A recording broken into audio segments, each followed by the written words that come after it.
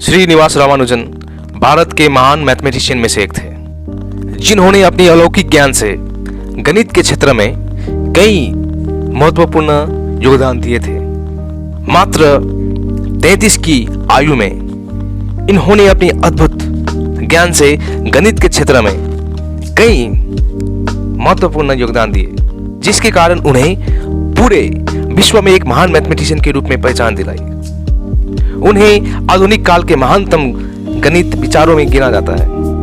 उनके द्वारा गणित में किए गए प्रयोगों का इस्तेमाल आज तक किया जाता है, जिन्होंने गणित विषय में कभी भी कोई विशेष प्रशिक्षण नहीं लिया था, लेकिन फिर भी गणित के क्षेत्र में अपनी महान खोजों के माध्यम से एक महान मैथमेटिशियन के रूप में पूरे विश्व में अपनी एक अलग पहचान बनाई थी। बता दें कि उन्होंने अपने जीवन काल में गणित की करीब 39 प्रमेयों का संकलन किया और करीब 120 सूत्र लिखे थे।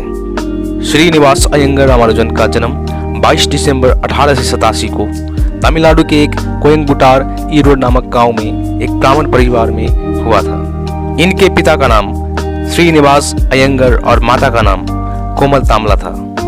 22 दिसंबर 1887 जब बालक रामानुजन 1 वर्ष के थे, तभी उनका परिवार कुंभकोणम में आकर बस गया था। इनके पिता एक स्थानीय व्यापारी के पास मुनीम का कार्य करते थे। शुरू में बालक रामानुजन का बौद्धिक विकास दूसरे सामान्य बालकों जैसा नहीं था। वो 3 वर्ष के आयु तक बोलना भी नहीं सीखे थे, जिससे उनके माता पिता को चिंता होने लगी। जब बालक रामानुजन 5 वर्ष के हुए थे, तब उनका दाखिला कुंभकोणम के प्राथमिक विद्यालय में करा दिया गया। 13 साल की अल्पायु में बालक रामानुजन ने S.L. लोनी द्वारा लिखित पुस्तक एडवांस ट्रिग्नोमेट्री के मास्टर बन चुके थे और उन्होंने बहुत सारी थ्योरम बनाई।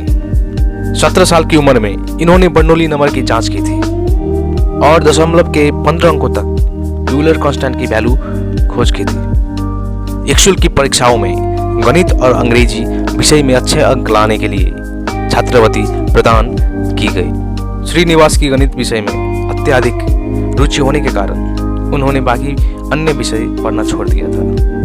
वो दूसरी विषय की कक्षाओं में भी गणित ही पढ़ा करते थे। इसका परिणाम ये हुआ कि 11वीं कक्षा में गणित को छोड़कर सभी विषयों में फेल हो गए।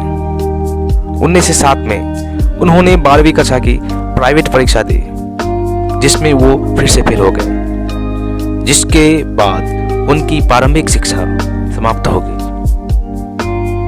वर्ष 1918 में 31 साल की उम्र में गणित के 120 सूत्र लिखे और अपनी शोध को अंग्रेजी प्रोफेसर G.H. हार्डी को पास भेजे। हार्डी ने उस शोध को पढ़ा और उन शोध पत्रों से वो अत्यधिक प्रभावित हुए और उन्होंने उनको कैम्ब्रिज यूनिवर्सिटी आने का न्योता दिया। फिर अक्टूबर 1918 में रामानुजन को ट्रिनिटी कॉलेज की सदस्यता प्रदान की गई। ऐसा करने वाले वो पहले भारतीय थे। ट्यूबरकुलोसिस बीमारी के कारण रामानुजन ने अपने जीवन की अंतिम सांस ली। मृत्यु के समय उनकी आयु सिर्फ 33 वर्ष की थी।